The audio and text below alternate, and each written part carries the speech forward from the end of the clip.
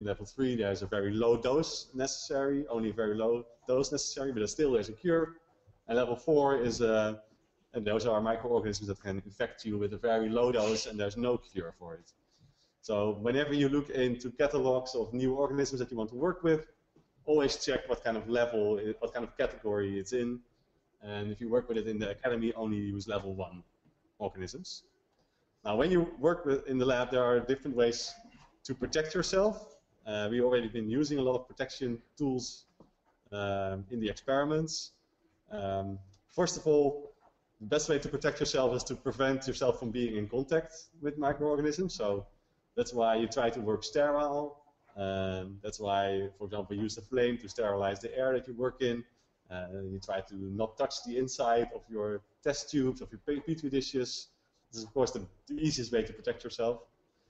Then, one step further is to wear personal protection equipment like goggles, shoes that don't absorb liquids, and gloves, for example, to protect your hands from skin irritating chemicals.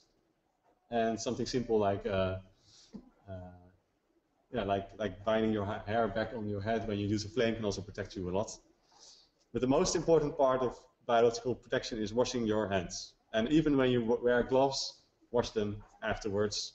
You never know if there's something went through your gloves.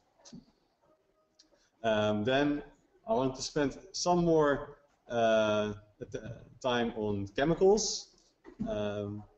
First of all, I've been noticing bottles in the lab, and I don't know if you also have that in Barcelona, Sao Paulo, but I've been noticing bottles without labels. Like there are already a number of them now in the lab, and I have no clue what's in it. Oh, I do have a clue. It's agar with some kind of nutrient, but what it is, I don't know. And that's why the basic rule with chemicals in a lab is that you label everything. You should always put your name and the content of what's in the bottles on the bottle.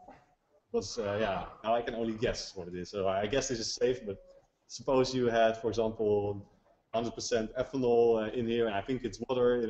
I might open it and take a sip and kill myself. So yeah, label everything that you make in the lab, please.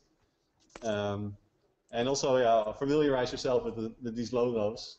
These are the standard danger logos that are used on chemical packages, especially the exclamation mark. You see it a lot. It's the skin irritation warning. So if you see this, wear gloves.